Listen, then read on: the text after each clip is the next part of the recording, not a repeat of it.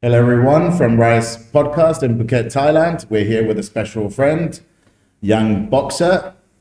What is your name My name is James Power. and where do you come from? I'm from Ireland. And what are you doing in this place called Thailand? I'm one of the head boxing coaches here, but originally I came here sponsored by Tiger Muay Thai. Nice. And how is it to be a boxing fighter in Thailand? It's against the norm. Like I suppose most people that come here are Muay Thai or mixed martial arts, and having like someone just pure boxing here is, I suppose, it's different. Are you able to get fights in Thailand? I haven't fought here. Originally, when I came here, it was because I was going through a bit of a managerial kind of contract situation. So I came here, did a camp at Tiger, and then I suppose with the ability to not go back and like continue a career, I decided to move to Thailand more permanently, and then fell into more of a coaching role here and helping fighters prepare for camps. And then I suppose it slowly transitioned into being one of the lead boxing coaches there. Nice. And where do you coach now? I'm currently coaching at Ali's Boxing Club. I was originally the head coach of Apollo, and before that, I coached in Rawai. And I suppose I've been just helping fighters in different camps across different gyms. So it's more of a situation of I can go anywhere, and I'm not fully situated in one gym. Okay. And you have fought a lot in your young years of life, right? You Yeah. started quite young. I started boxing when I was 9 years old in Cork, Ireland. I went through the amateur ranks in Ireland, and I suppose anyone that's into boxing understands that like the amateur system in Ireland and the UK is probably one of the best in the world. So I went through the amateur, I suppose, system there. Have the amateur pedigree. Had about 100 fights, give or take. And then I won 2 national titles. I was in 5 national finals. I won all my counties and provinces. And then I turned professional in Mexico at the age of 17. So you've been living in Mexico as well? I went to Mexico. I remember it came up during a conversation like this, like, why haven't you turned professional yet? And I suppose the age limit in Ireland is you have to be 18. And that's most countries except for, I think, Mexico, Thailand, I think Puerto Rico, and a few states in America you can turn when you're under 18. But I remember having this conversation. I was like, I'm waiting until my 18th birthday to turn professional. That's always been the dream since day one. That's always been the focus. It hasn't been interested in like an amateur kind of, I suppose, status. It was use this as a stepping stone and then turn professional. And I remember it was just a normal conversation, and the person said, but Canelo has done this at 15, so why can't you? I'm like, Canelo was in Mexico, and he was like, just go to Mexico. That's I a good went one. on to Facebook. I'm like Mexican promoters, like La Box Mexico, like Tijuana, and a few like I suppose messages out here and there to people, and quickly became something that could be a possibility. So with the help of like advisors and I suppose a manager that wasn't like a contract but wanted to help out, like oversee this kind of I suppose thing that has never been done before, right? Like, and we got it set up. I remember flying to LA, flew to LA with a coach that I literally never met before, but his professional coach, the manager liked him. He's like, this person's going to take care of you. So I met the man, jumped on a plane, flew to LAX. And I remember I knew no one in LA. So I'm texting one of my mates, who I knew through Instagram and a few previous trips to Los Angeles for training. And I was like, hey, I'm at LAX, come pick us up. He picked us up like about 3 a.m. We drove to Tijuana and we crossed the border. We met the manager, we weighed in, and then he's like, okay, I'll put you in this hotel. We're on the hotel in the main street of Tijuana, and I'm just like sitting there, and I'm like, fuck, like I'm in Mexico, and like tomorrow night I'm gonna fight. And like I remember all night just listening to like music and nightclubs and just bars and commotion outside. Like Tijuana doesn't sleep. So I'm just awake all night listening to all of this. And then next morning I wake up, go down, check out the ring, fought in a Mexican, I suppose, setting, which is completely different to anything I'm used to. Won my professional fight by a second round stoppage. And then the next day I went back to LAX and then flew home. So I was only there for like 3 or 4 days, flew home, and then I went back there, I think 2 or 3 times afterwards, back and forth. Nice. And what do you think was your proudest moment as an amateur fighter? Transitioning maybe to yeah, pro? like that's an interesting kind of step, you know. But it was also like I'm only 17, and I'm putting so much trust in like the Mexican promoter, the Mexican like I suppose like people trying to take care of us. I put so much trust in like the coach that I've never met before. I put so much trust in like the advisors who are telling me that like, hey, we'll take care of this. And like turning professional is not something that I suppose in any sport that's like you can play with, you know. Like if you turn pro and you take a loss, especially in boxing, it's like very difficult to come back from, especially if it's your first fight, you know. Like, so you're putting a lot on the line there. And also when I transition to professional, I can't go back amateur. So now I'm in the pro ranks and there's no going back. So it was like a big decision, like, do I want to do this? Do I not want to do this? I was still in school. So like, am I going to manage like a professional like career and like starting a professional journey whilst I'm still in school and finishing my I suppose academic journey? And when I played everything up, I'm like, you know what, fuck it, let's do it. You know, anyone can have a dream, not everyone can have a memory. So like, let's go for it, see what happens, and do our best. And that's exactly what I did. And what was the hardest experience as a fighter? I think my training camp in Los Angeles would have been the most, I suppose, the most difficult or the most amount of adversity, just living and breathing like life as a professional athlete. And that is like, I suppose out here it's a bit easier because we live in paradise. Like your time is spent in the gym or like walking around with your mates or going to the beach, and like it's a bit different than like being locked in to a training camp and like you're going to your apartment that doesn't have anything, to the gym which is just the bare essentials, and then just killers everywhere you look, to back to your apartment to wait for the next training session, then go back and sleep. Like there's no meals out, there's no like, you have camaraderie in the sense of these are my training partners and this is like these are my boys, but like you don't have that like, oh, let's go make friends. Like no, you're here for a job, you're here for a mission.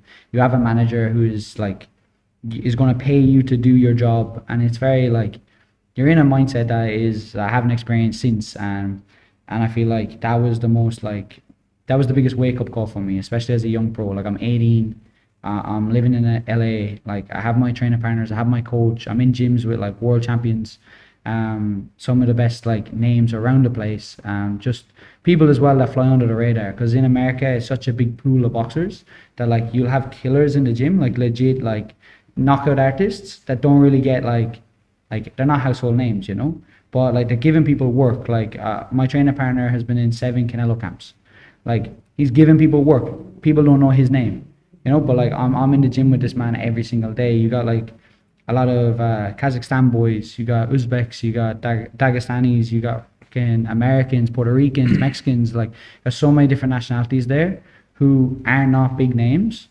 but like people from that country will recognize them.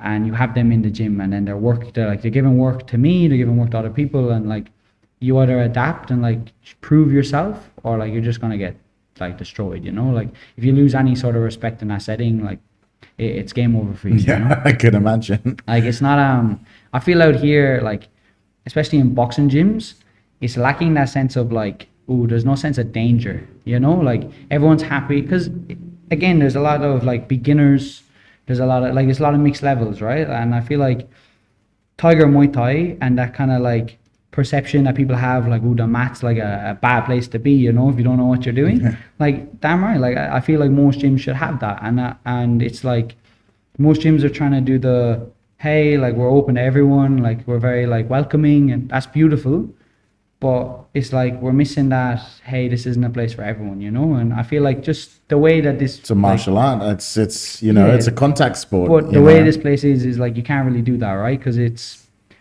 again, it's like it's very welcome, like it's a very welcoming place, you know. Like everyone is like here to try and train, improve, get better, like learn the art. But like the gym I was in was like, if you're not an elite level amateur, or a professional boxer. Like you're not inside their gym. Like you're not here, you know. You're not here to learn and like have fun. Like it's not fun here. It's not a playground. It's we're here to work. We're here to get work in, and we're here to improve. And like if you don't want to do that, get out. And it's that sense of like I never got into a ring in America or anywhere like that, and I'm like, ooh, this is going to be like fun. I'm going to really learn today. Like I'm like, hey, like if I don't take this serious, I'm going to be badly hurt. And like here, it doesn't really have that. Like you can have it with like a certain person, but like in an atmosphere, and I'm a coach now as well. Like I understand why, because you don't want that kind of atmosphere coming from your gym, because then it's not like you won't get more customers, you won't get more people to come in, you know. But it depends, you know, at the end, the old school vibe is it's a bit different also in Thailand, because like sparring sessions are very different as well. Yeah, like Muay Thai sparring is very like if you watch two like I suppose traditional Thai people spar, or like people they're just playing. They're playing, right? And like they get so many more rounds in. That's why their like technique is flawless. It's why like they can do hundreds of rounds every week and not get sore.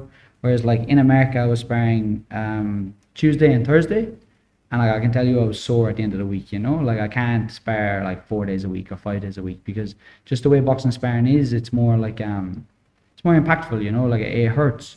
Whereas like Muay Thai is flowing, and it's a beautiful art when like you learn that way. And just I suppose that mindset instills itself into most like other sports here. Yeah. And do you are you still in the amateur scene? You said you mentioned you coach. Do you coach amateur fighters, or I'm coaching here, so I suppose originally it started with like helping people with their hands, like their striking ability. People were coming to me for more advice and things like that, and then it slowly happened to me holding pads. And I suppose the biggest step for me as a coach was when Apollo opened, and I became the head coach of Apollo. I was there from before they opened doors.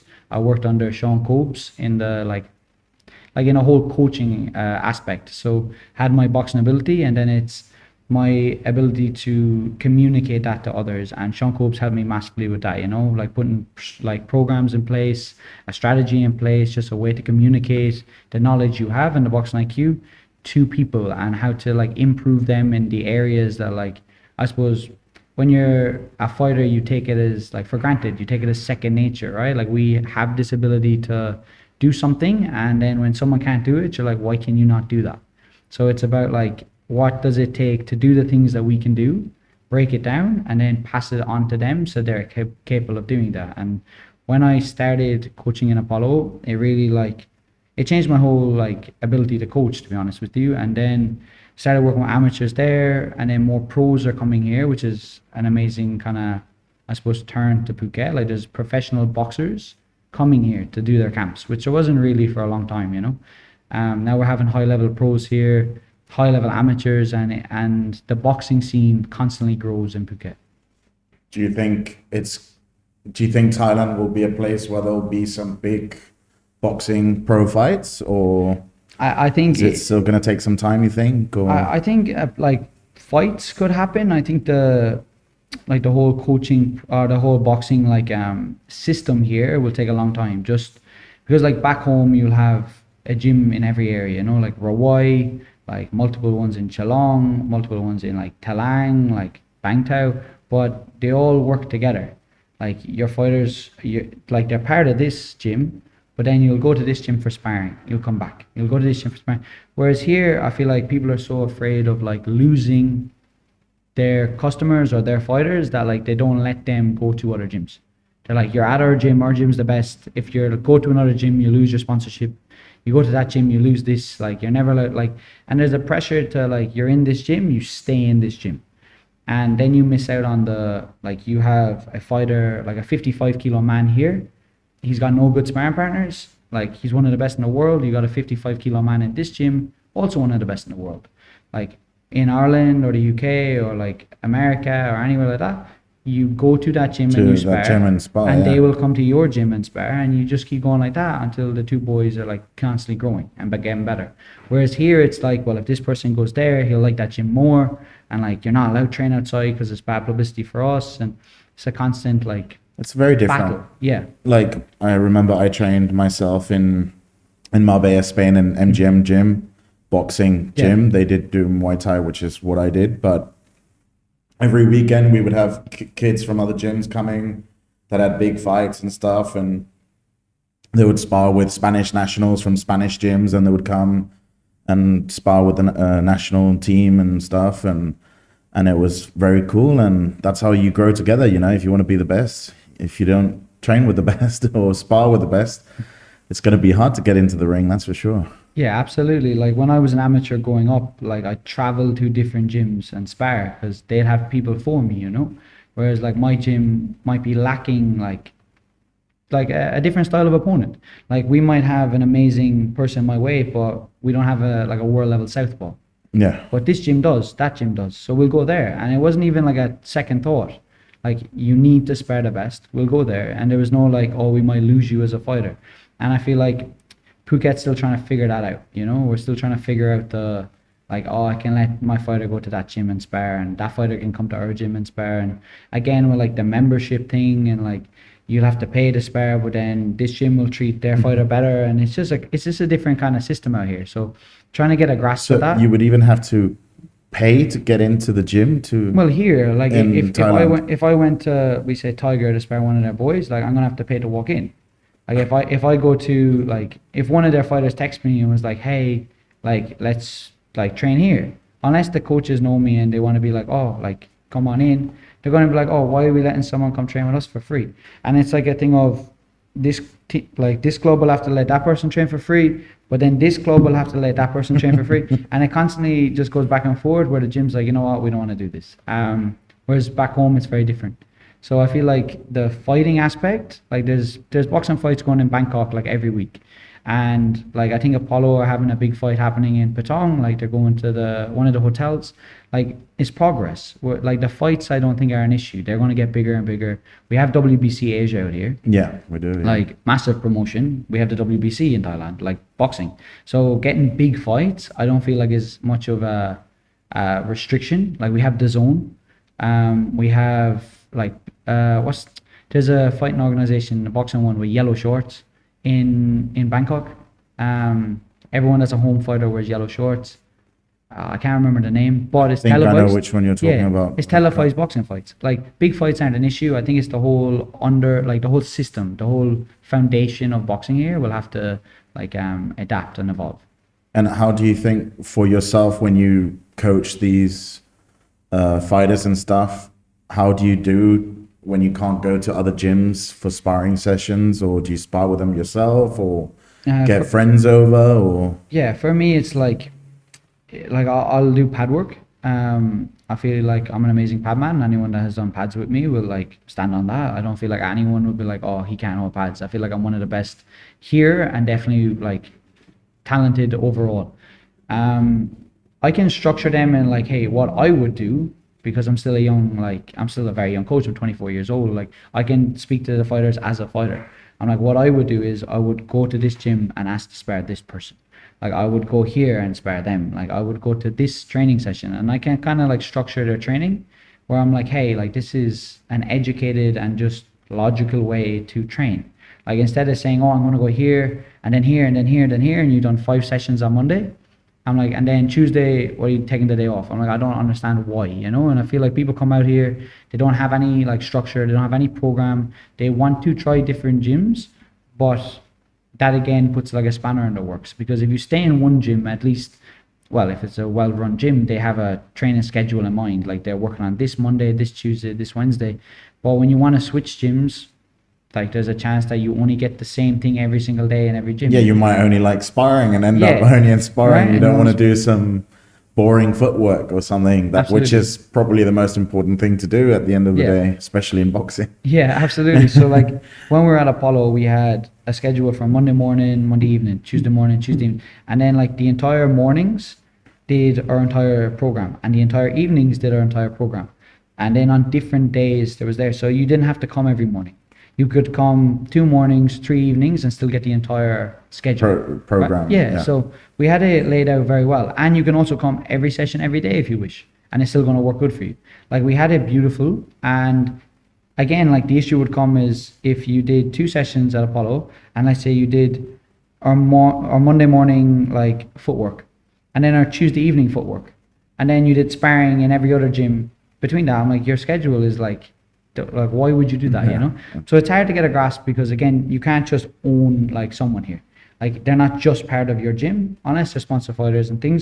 The majority of people are like here to train, and then they want to try this gym, then they want to try that gym, and then they want to go to Yona, and then they want to go to Maya Beach Club, and then they want to train again, and then they're like, oh, I want to fight, and it's like, look, like you're gonna have to Decide what you want to do. yeah, like it's like, do you want to? And then the Thais are pressuring them to fight in Batong, and it's like, look, like you're gonna have to choose at some point how you want this like holiday to go, you know. And I suppose it's a really difficult one to kind of get across to people here.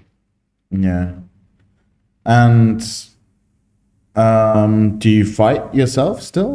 My last fight was in 2022, I think. So I was under contract. I came here during like COVID, and then I was under a contract. We couldn't return to America just because of the restrictions and things. Tiger Muay Thai asked me to come here.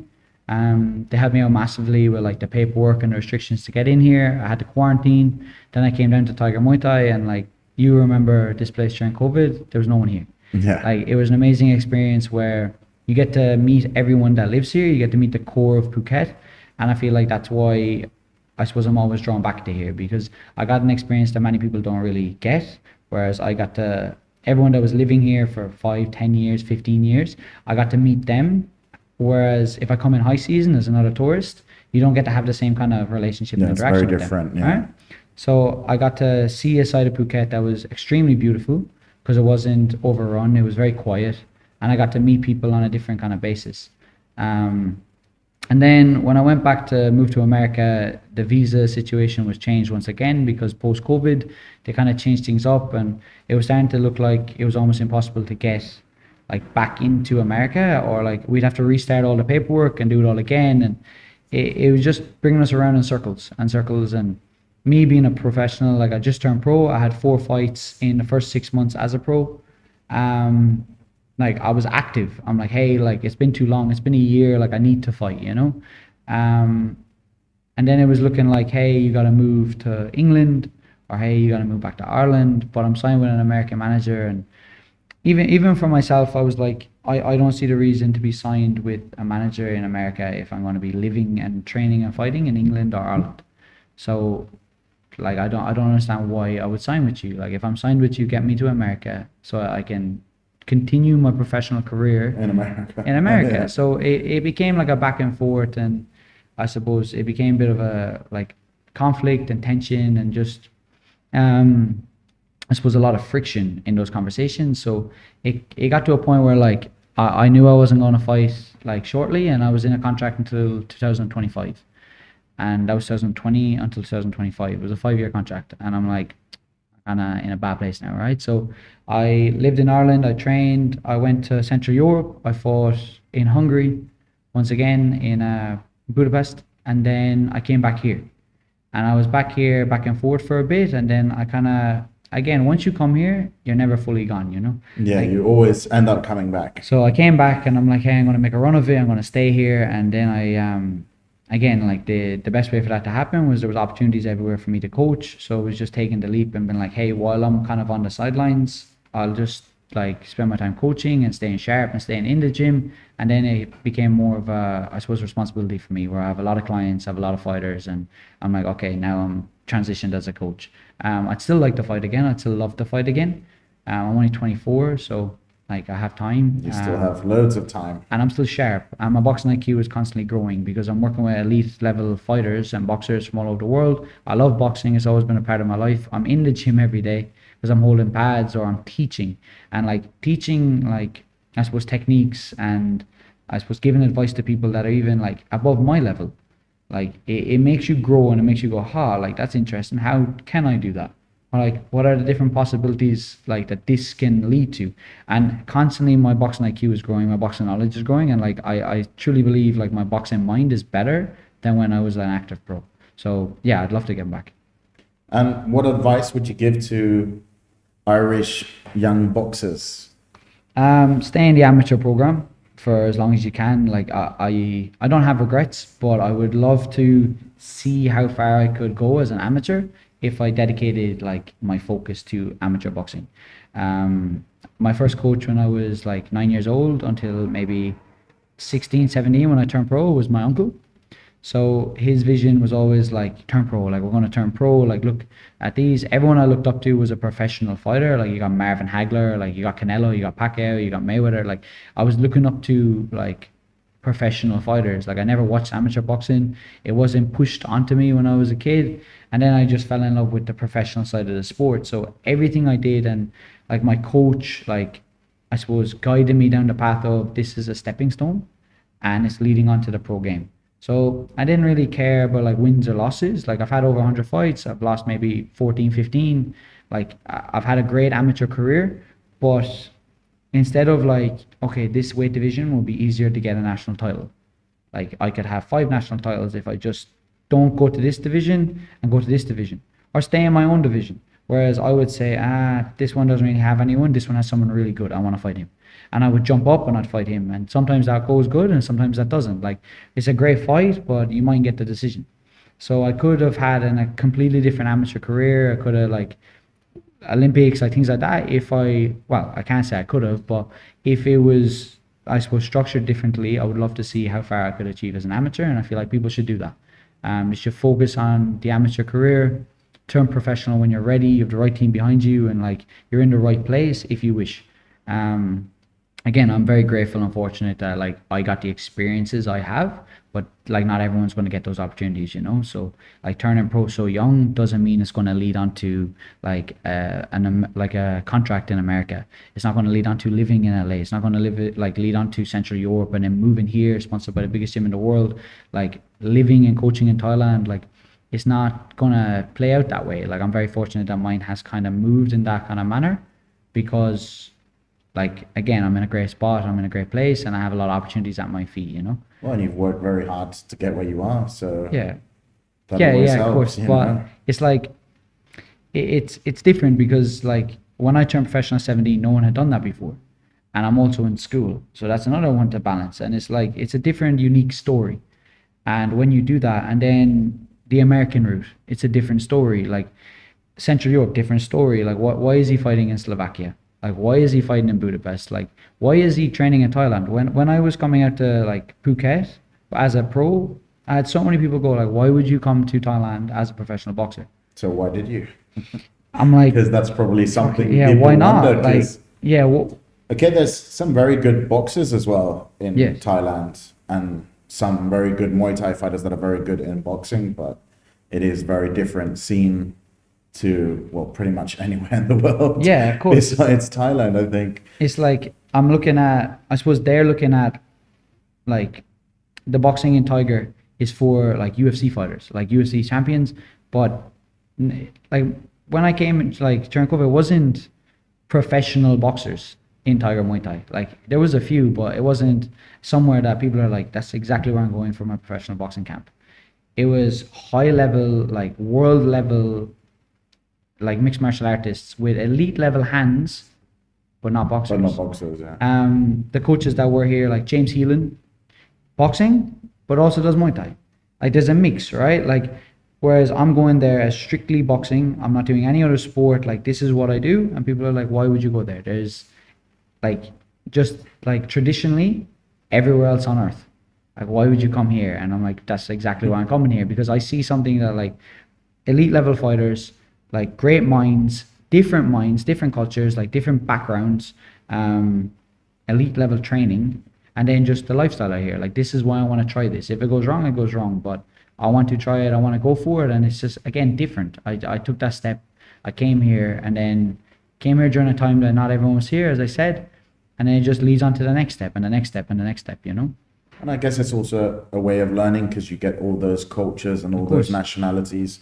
Because at the end of you go to America, it's the American curriculum, or if you want to call it, or if you go to Ireland, you've got probably your own way of boxing, and well, pretty much any country, they have their own little touch, you know, Mexican and Cubans and yes, of course. pretty much, well, nearly. Yeah. There's a lot of countries And actually. working with them and like working alongside them, they always coach you in like their way, right? Yeah. Because for them, that's what's correct.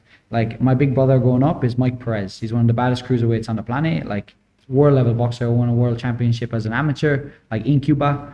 escaped Cuba, like lived in America. Like he's a bad name. Like you mention his name in any actual boxing gym, they recognize who he is. Like he's still fighting, but like he's been in there with the best in the world. He is a feared man in like the boxing sphere, and I grew up with him. I grew up training with him. Like I grew up learning with him. Like we still talk like weekly. Like every time I'm home, we're going to train together, and like learning from the Cuban background, like learning from the Cuban school of boxing every day is a completely different thing than what my Irish coach is teaching me. And it's like, okay, I'm learning from him. I'm learning from him.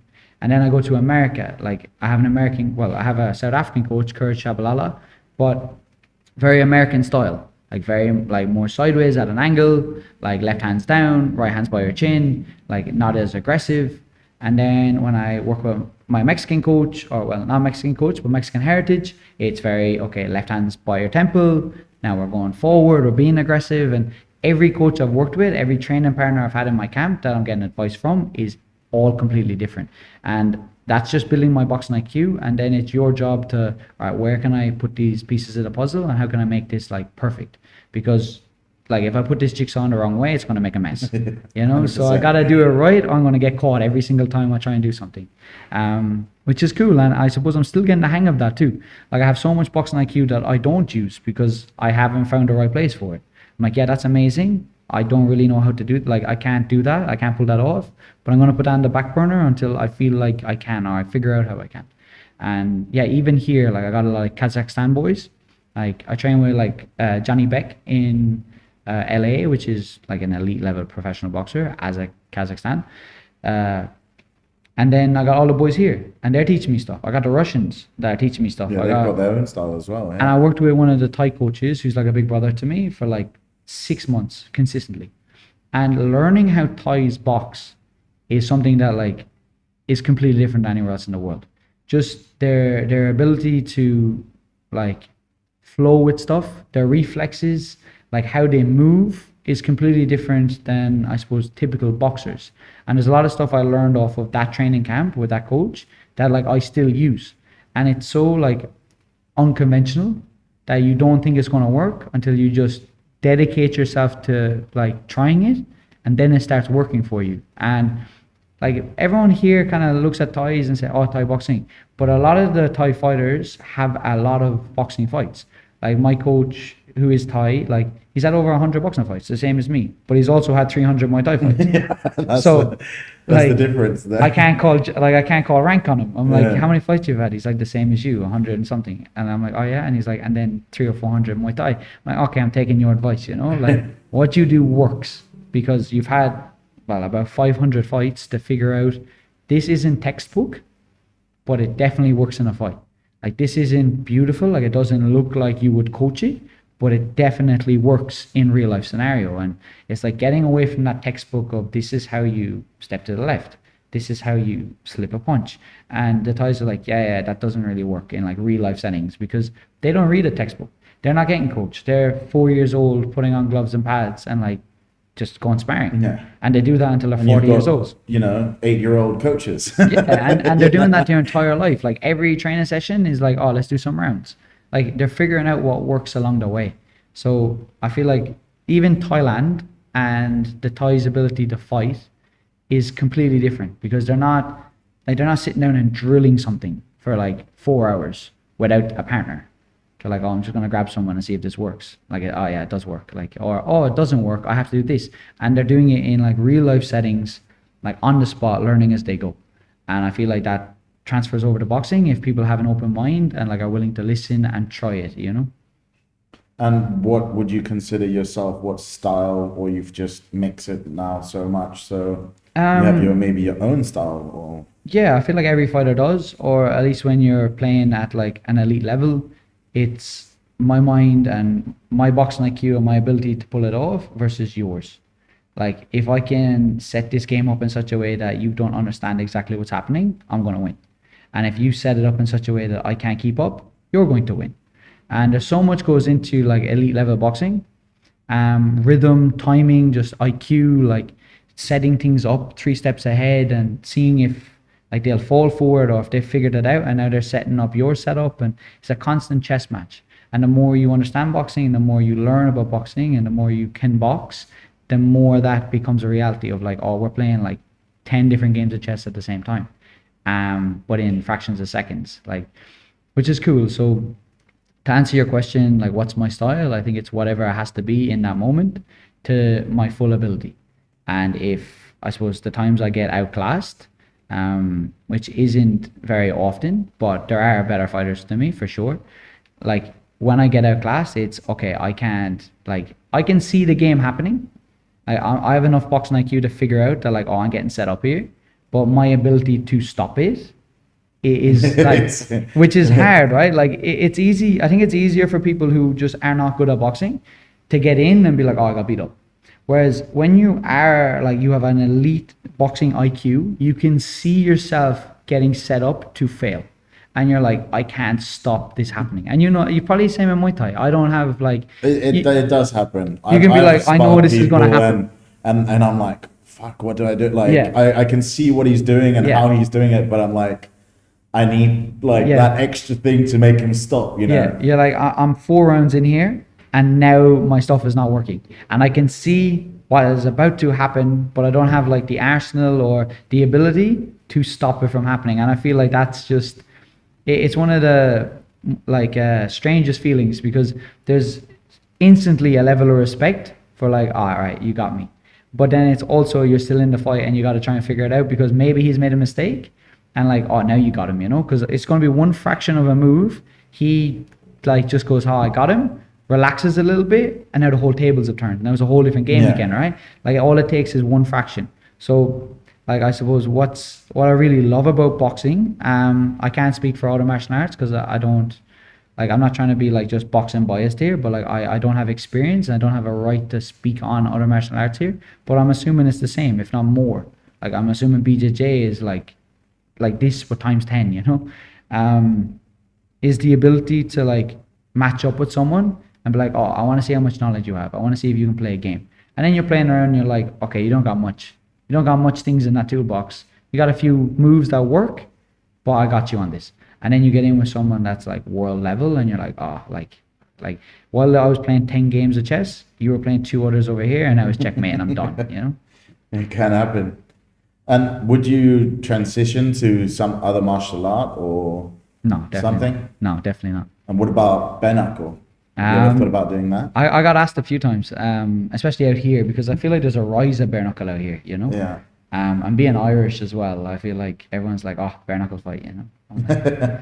But not your thing? If there was a good bit of money on the table, but I'm not doing it for 5,000 baht, you know? Like, Yeah, of course not. 'Cause- You know, your hands, Yeah, like- and let's not talk about the head and all I the don't- rest of the... I don't plan on getting hit, but I'm definitely breaking a hand. So like I got offered one, it was like 30,000 baht, and I'm like, sweet, but I am going to break my hand off his head or I'm going to get knocked out. Like, there's no in between here. Yeah. Like, I've seen professional, like, or not professional, I've seen bare knuckle fights going the distance, like points. I'm like, I don't plan on that happening. Like, That shouldn't be I'm going going to on. treat this the same way as if I just met this bloke at 7-Eleven and he wants to throw down, you know? Like, Yeah.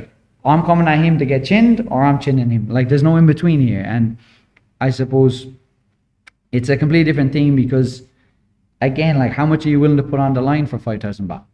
I'm not willing to put a lot on the line. So, like, I'm not going to go in there for a war It's for no not money. worth it, of course. But Like- BKFC or something calls and they're like, hey, here's like 10,000 USD. I'm like, all right, like, let's throw down. Like, I'll throw You hands. know, that can probably cover some of the medical bills. You know, yeah, like, and you know, stuff. like, I'll find some, like, go to Shillong Hospital and we can do this. But yeah, bare knuckle, that's an interesting game. It's a completely different sport. You'd have to train like full camp for that. It's not the same as boxing, you know, like, there's a lot of things very different there. But yeah, that'd be a cool thing. But the injury component of that, I don't understand how people don't break bones or, like, again, like the damage, like facially, like the structure, or, like, if you do withstand like rounds of that, like, it's going to have a lasting impact. And it's about weighing up the things. And I feel like Thailand is just, there's fighters that are hungry, they need to fight, here's an opportunity, they have like a lot of ego and they're like, oh, I'm not turning in a fight. And it's like, there's no reason to do this fight. Like, 5,000 baht for 5 rounds of bare knuckle, like, it doesn't make sense. I seen one recently, it was 5 women fights for, I think it was like, was it 10,000 USD or 1,000 Yeah. USD? Yeah, 10,000 USD, right? Yeah. And I'm like, okay, that's getting somewhere. But now you could have 4 bare knuckle fights and not get But paid. that was, it was one round, or Yeah, so 5 1-minute rounds.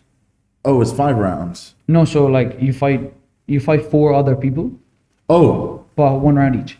oh, fuck. Make sense? Okay, okay. Yeah. So you got 1 round with you, 1 minute, and then I got a round with you, and a round with you, and a round with you. If I win, Yeah, yeah, yeah. If right? you So keep I can winning, yeah. I can fight four times, and then on my 5th round I can lose, and then like, all right, no, thank you. And then you don't get anything. Yeah, I think That's not I worth think the it. guy that won it, I'm not sure. I haven't watched it, but I got told like he's a pro boxer or something, and I'm like, yeah, sweet. Like imagine you win 4 fights and then you get lined up against an elite pro. Like if you weren't an elite pro, and now you're like, oh yeah, this is great, isn't it? Like now you're getting knocked out, you know? And what do you think is the hardest part about business in boxing? In terms of what? What do you mean by business? As in coaching, for example. Is it hard to become a coach? I feel like right place, right time. Like my transition to coaching wasn't like I woke up one day and I was like, I'm gonna be a coach. It was like I'm in the gym and I'm training. People are asking me like, how do you do this? How do you do that?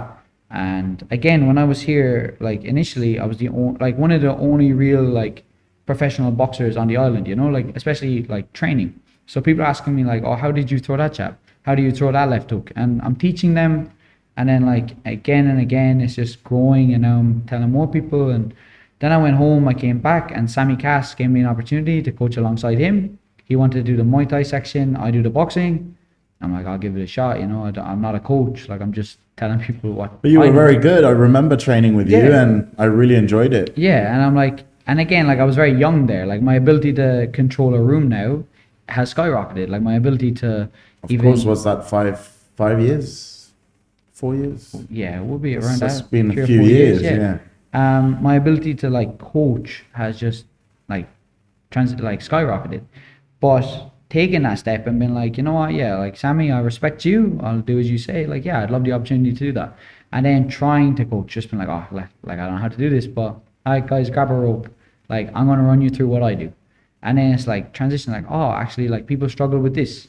Okay, I'm gonna do that more of this stuff. Like, oh, people don't understand that. I'm gonna do this. And then I did that for a while. Then went home and then came back. I didn't plan on coming back to Apollo. And then they called me and I initially turned it down. I was like, it's not a good idea. Like we're opening up a boxing gym next to Tiger Muay Thai. I turned the phone and I'm like, that's probably one of the worst like ideas I've ever heard in my life. You know? Like at that time, Tiger was Tiger. It's like opening up a gym next door to Tiger, I could think of nothing like worse. Like that's not gonna work. So when they were like, "Hey, we want you to be the coach of boxing at that," I'm like, "Yeah, amazing." I'm like, "That's the worst idea." Like, and then Sean Cobes called me and was like, "Hey, like, I want to run something by you because I'm gonna go become the strength and conditioning coach and like, how do you say it? Like, not like I think of like a mentorship over the gym. He was more running the structure and like basically the different departments, like allocating, you take care of this, you take care of this. He was kind of overseeing everything as well as the boss. And he called me and I'm like, what do you mean you're in on this, you know? And he's like, yeah, I'm going to be part of this, but in my like plan that I'm putting down in my proposal, you're part of it. And I'm like, fuck, that's an honor, you know? Like I've trained under Sean Cobes, like you're one of the most like, you're in my eyes, one of the best S&C coaches I've worked with, and like probably renowned like around like the world by fighters. But also you're probably one of the coaches I respected the most during my entire career to date. Just your ability to say, hey, this is how you do it. This is what I want you to do. This is how you do it. Now go do it. And I'm like, yeah, sweet. I don't need a pat on the back. I just need to know what the hell I'm doing, why I'm doing it, and then I'm going to go get it done. I'll come back to you when it's done. And I'll come back to him and he said, this is what we're doing next. It was his ability to work with me and like, I suppose everyone else that I was like, I respect you. And when he put me down as the proposal, I'm like, fuck, that's an honor. Yes, I'm in. Landed here, got involved with Apollo, and then just was learning from day one. Learning from Sean, learning from the Russian coaches, learning from just the system I'm in, and constantly building it, and then learning on my feet too. Like I was in the gym and I'm coaching this class and I'll have 10 people, and I'm like, okay, perfect. This is how I'm going to set my class. And then 40 Russians would come in. And I'm like, oh. Now the whole structure has changed in 10 seconds. And I'm like, all right, now I gotta like, fuck, what am I gonna do? And then that's perfect. All right, you're gonna do this. And then it's like, oh, now there's a language barrier. And like I taught one class in Apollo, I remember it, and it was just da da da da. That's all I was saying to them, like nah da da da da, like da da da. Like there was no language. Like you don't speak English, I don't speak Russian, it's with I boxing don't speak language. Dutch. Like so, I'm like, oh, like how am I going to teach this class? Like I have like Dutch, Russians, like Germans, and I'm like, oh, like I have so many different people here that don't speak fluent English. I'm Irish. Like I barely speak English as it is. Like I'm like, you don't understand a word I'm saying. So I'm like, okay, rhythm. Like, and I'm like, okay, today was supposed to be like footwork, but now I got to just run on rhythm. And then my ability, and I think this is why it's very good for me too, because I'm young, I can do the things. So like footwork, I don't need to speak. Follow me, and I'll just do the drills. Go around, see everyone do it, do the drills. Well, Like, at the end of the day, it's, lead by example. yeah, That's probably one of the best ways to teach anything. yeah, and because I can do that, it's like it's easier for me in those kind of areas to not be like, oh, like I can't do anything here, because I can literally just not say a word and just start doing shit, and then people will follow me because now I've had respect as a coach. So people are like, oh, just do what the coach is doing, and it's like the more you start getting involved in it, the easier it kind of gets, because there's a snowball effect. When you earn a bit more respect as a coach, and the majority of the class respect you, the rest of the class will respect you. And I suppose in Southside, like I didn't really have that, because now I'm a kid. I haven't coached before. I'm trying to tell people what to do, and if they don't want to do it, they just won't do it. Whereas, like throughout my journey in Apollo, it was like, okay, this lad is like he's coached the gym before. Like he's coaching the class here. He's the head boxing coach. He's got 14 PTs every day. Like he knows what he's doing. Follow him, and it's constantly like building and building. And even now, it's building and building. Like I have a lot of people that are going to land before the end of the year, that like are bigger names than like I've had, and it's like constantly growing to the point of like I don't know where it's going to end. I'm just excited to see who comes next, who's going to text me for boxing coaching, like who's going to work with me. I have a fighter landing who spent I think 3 or 4 years in Floyd Mayweather's gym. I've sparred him before, and now we're gonna like line up 4 or 5 fights for him in Bangkok, and then he's obviously going to take his pro career like overseas. So it's going to be cool working with him, who's like an up and coming pro, very similar position as me. Like he's maybe 4-0, whereas I'm 6-0. It's like, okay, now I'm speaking to someone almost like where I would be and what I would do, and it's cool to get like this kind of level of respect as a 24-year-old coach, to be like, oh, like you're coming to me asking me for advice on your career. Like this is interesting. This is what I would probably do. And I feel like that's getting easier over time, where I'm earning that level of respect. And of course, it's at the end, it's time, age, and you'll grow more and more for sure. And, you'll probably end up coaching some very big names in a near future.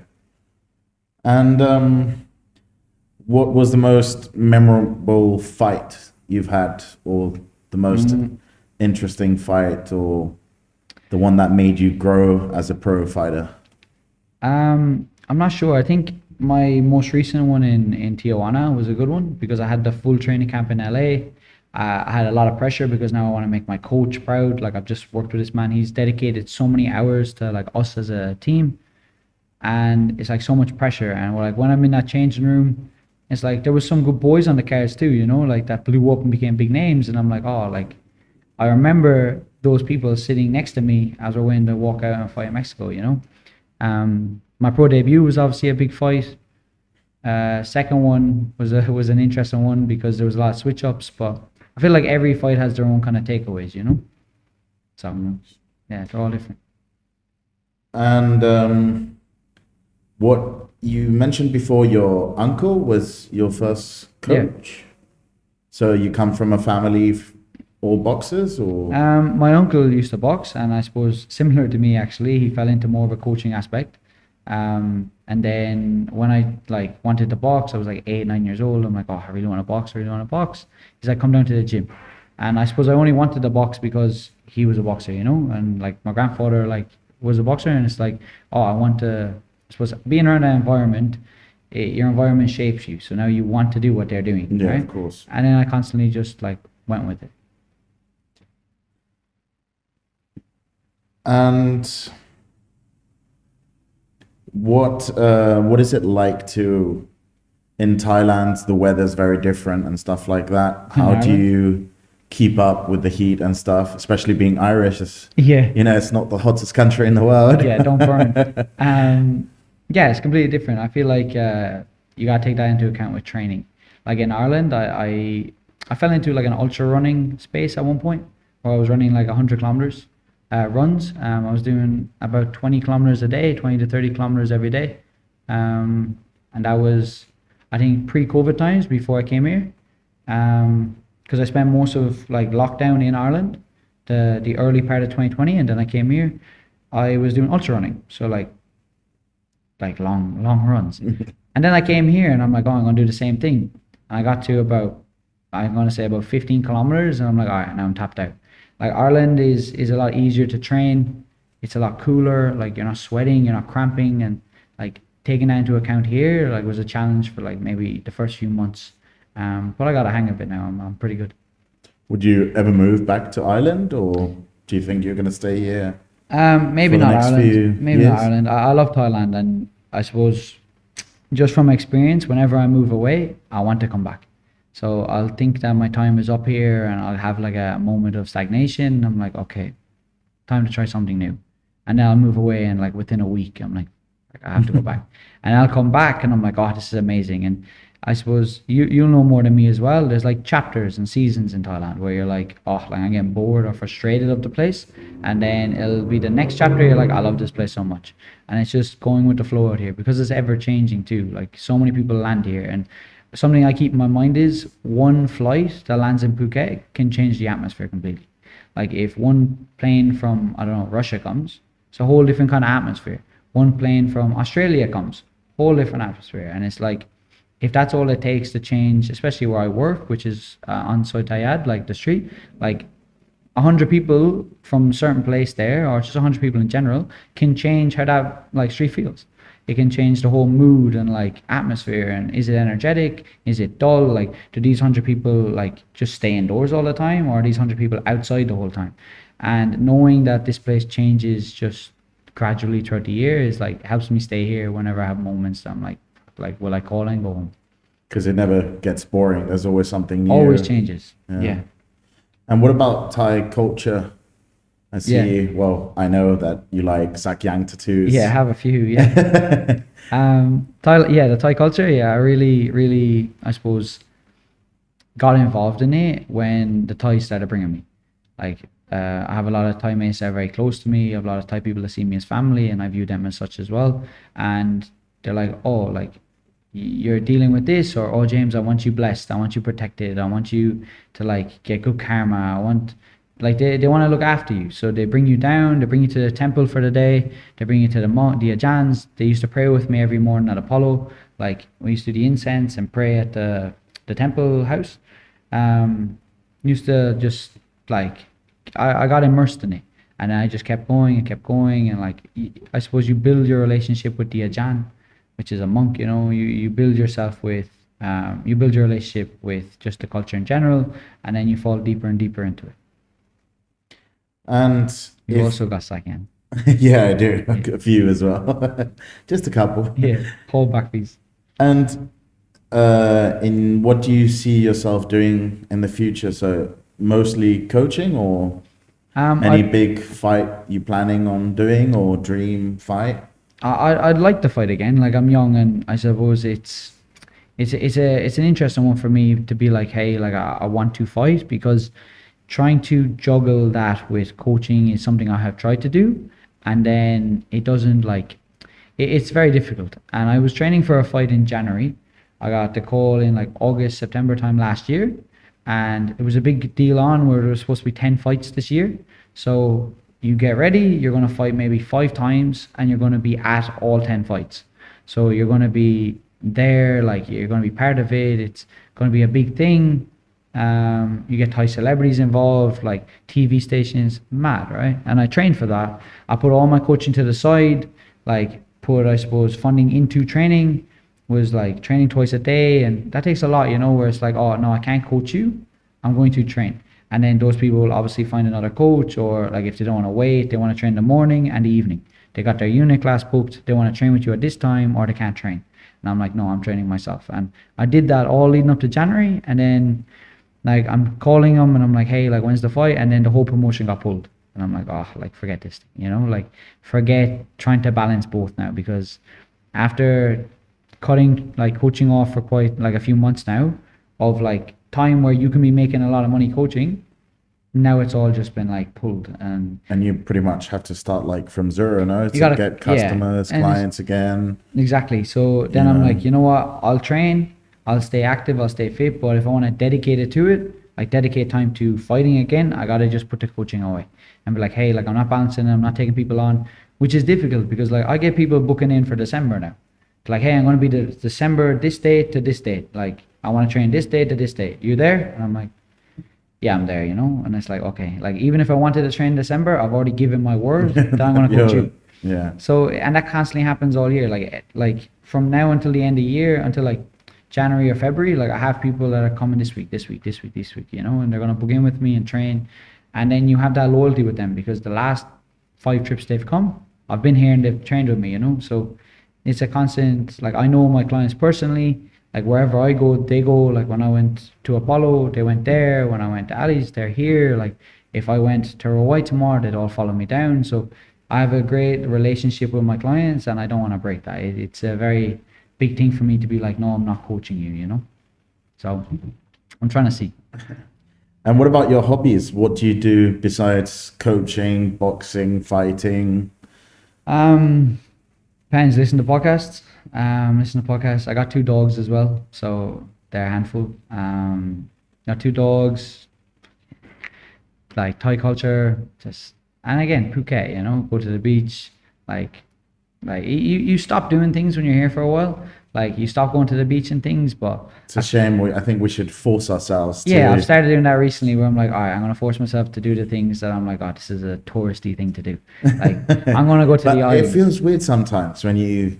The other day, my mum just came back. Well, she just came Yes. to Thailand the first time, and I went to the beach, and it was just so awkward, and going to hotels to pick her up, and Yeah. I'm like, I feel like such a tourist. Yeah, you feel touristy. Yeah. Yeah, you feel touristy, but I feel like you need that to happen. Like you need, like your mother was here, you need to do, like they're like, hey, like I want to go see the monkeys. Yeah. Or like, hey, I want to go like to Big Buddha, or I want to go to the beach, and you're like, okay, like Done it 1 million times, yeah, but I'll and do it one more. but now you do it again, you're like, oh, this is actually quite beautiful. Like Yeah. oh, I want to go to this beach. Ah, okay. You haven't been there for a year and a half, but now you're like, you know what, this is quite beautiful. I should come again. And then you won't go again until someone comes and they haven't seen it before. But I feel like you need that, you know, like my missus hasn't really like seen a lot of Phuket. So now it's like, okay, we got to go to PP. We got to go to like Bang Tower. Like she's never been to this restaurant or she's never seen this. And I'm like, all right, I've been to like all the islands. I've done all these things, but now, okay, like I got to experience them again. And it gets you out and it gets you to really like appreciate Phuket again, you know? One thing I used to do every morning was I used to go to Big Buddha with my brother Chris. I used to go to Big Buddha every morning for sunrise. So no matter what the 2 of us were doing the day before, at 5 a.m., we better be going to Big Buddha. Like there was no ifs, buts, and ands. Like if I don't see you at Big Buddha, it's going to be a problem, you know? Sparring session Like afterwards. if you don't have a message at like 5 a.m., like we're knocking at each other's door. Like he's like, I'm outside, like well, he's Aussie, like I'm outside, can't, like you better fucking get out of here, you know? Like he'll come bang down my door and like now I have to get up and go to Big Buddha. But when you're at 5 a.m. or 5:30 and you see the sunrise, it like, especially when like we could enter Big Buddha at that time, now it's closed, it's like you cannot be not grateful for being here. And it's one of the only places on earth that I've ever been where I have this feeling where no matter how I feel when I wake up, if I go and I look at the sunrise or like I'll walk out and I'll see like, I don't know, like just Phuket in general, I'm like, fuck, like I'm grateful to be here, you know, like it's an amazing day.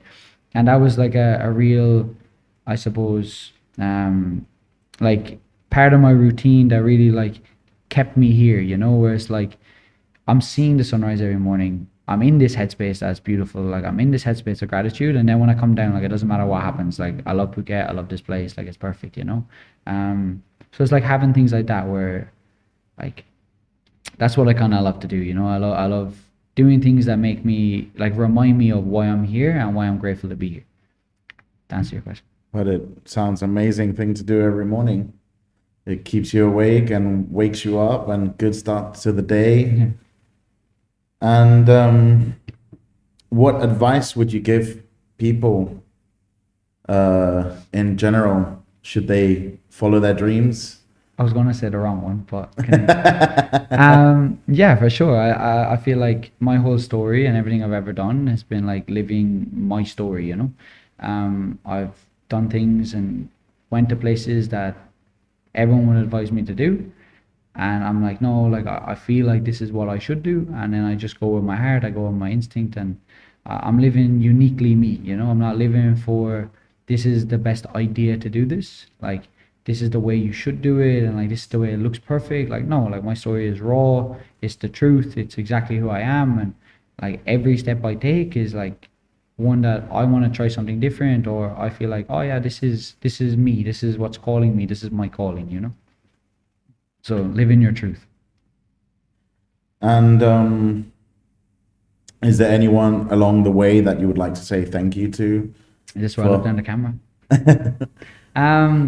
If I start name dropping, I'll be here for a week. The podcast will be 4 hours, you know. But everyone, you know, everyone like plays their own, like, I suppose, part of my journey, and I've never forgotten anything anyone has done for me. And like throughout my journey, I've been to so many different places, and I've been around so many different people that, again, like it would be impossible for me to start name dropping. But like I'm grateful for everyone, and I appreciate everyone's part of my journey, and everyone that's currently with me. Like I have nothing but love and like respect for everyone, and yeah, that's it really. And is there anyone you think we should bring to Rice Podcast? Ooh. There's a lot of good You people can mention here. a couple. We'll tag them when we post the video. You have to get Sammy Cass on. Like you have to get Sammy Cass. I feel like Clayton out of Phuket Fight Club would be an amazing one. I've had like the opportunity to be with Clayton and like speak to him, and I feel like getting his perspective on things would be amazing. Fighters, there's a lot of good fighters. I feel like, again, the list. At the end, you know, Rice Podcast, it's to build the community. Yeah. You know, at the end, it's a conversation we have. Know people's stories. Every story is unique. And like, Sammy's definitely one that someone I've already texted as well. Yeah. And hoping he comes on. We'll have to tag him. Yeah, and I feel like getting some of the Thais on would be mad, but again, with the language barrier, it might be a bit difficult. we can always get a translator, help a bit. I feel like getting a few of the Thais on would be amazing to hear their story, like where they're from, like what they've done. Because again, as I said, there's like hidden gems in every gym, where it's like, oh, this guy has fought like super leg twice. Like he used to train with Rod Tang. Like Rod Tang grew up looking at him, like things like that, and you're like I would never have guessed, you know, like you've had 400 fights, you've had 200 fights, like what's that like, and it's amazing because when I look on Instagram, like sometimes some of these Thais go viral, and I'm like, I train with that guy, like I know his story, but now his story has got out there, it's gone viral. We had a Thai work with us from Isan at Apollo. He's like 5 foot tall, and like I've never had more like a sense of aura from a man ever. I'm like, this man just feels like he's a killer, and like he blew up from his fight. It was on what was that from Giga Fights, or remember on Instagram there was that like the Giga Fight, that right videos, and it blew up. Like he was just genuinely like world class. He was just incredible. He's a superstar. But I was with him for a load of his fights when he was here. Like the guy would just be smoking cigarettes and drinking like energy drinks, and he doesn't speak a word of English. So he's just sitting there in silence, smoking and drinking, and then he just gets in the ring and he's like you're like, what's happening here? And then he gets back out and he'll just do the exact same thing, and he'll be just smoking, go to sleep, wake up, like do all his clients. And I'm like, no one would ever be able to get that information out of him until you have a Thai that speaks and they can translate, because also there's different dialects in Thai too. So like we couldn't speak at all. Whereas like I can speak to one of the Thais who can speak to him and he can tell me what he's saying. And I'm like, this guy's mad. Like he's had a mad journey. And when it got out there, he blew up. And I think he went to Dubai for a while, I think, like, and coached out there. Like someone brought him out to like coach him personally. Then he came back, went to Isan, like came back here. I actually met him, and like I'm like, this guy is just again, he's just doing the exact same thing, but like his story can't get out there. So I feel like getting someone that ties We on. will would be mad. we will bring, you know, for sure some Thai guys. I've already got a couple in mind, and Yeah, for sure. it sounds like an interesting story, so we might bring him in for sure. Yeah. And get someone to translate, because at the end, you know, it's to community, help each other, help Yeah. everyone's businesses and careers grow, and I think we can make something big happen. Yeah, for sure. I think it's an amazing idea you have, and I think like you yourself have like positioned yourself in Geelong as like, well, you own Rise, like you're constantly trying to build something. Like you're in so many different locations now, and you're part of the community. You got a gym opened as well, correct? Very soon, yeah. Right? You got a Yeah. gym opening. Like you've been around. Like you can fight. Like I'm not sure if like people listening understand, but like you got a mad career yourself. You've been around like gyms. I'm sure you've been to many gyms here. You know a lot of the coaches and like I suppose how things work here. It's like you have the opportunity to start connecting things and start like building this community. Like, and it takes a certain type of person to do that because not anyone could just come here, open up a podcast studio, and be like, "Oh, I'm gonna connect everyone from around everywhere," because people don't understand. Like, people don't really know you. You know, Yeah. like when you text me, I'm like, "Absolutely!" Like, I know you for years. Like, of course I'm coming on, and like almost everyone will have that same kind of attitude. Like, of course I'll come. Like, yeah, why wouldn't I? You know, it's like talk with you, and then it's slowly like building and building and building, and I feel like that's something that's very special, and like only someone like you could do that. So it's cool. Thank you very much. And thank you again for coming. And if I made any mistakes or something, We'll edit it out. And but and we hope to see you soon. And anyway, soon we will have maybe a bit more than just a podcast one-to-one. Maybe we'll have some groups and stuff and chat a bit about everything. Perfect. But Thank you. Thank you for having we'll me on. definitely want to see you again. Thank you Perfect. so much again. Thank you. Thank you everyone for watching Ride Podcast, and we hope to see you next week on Wednesday.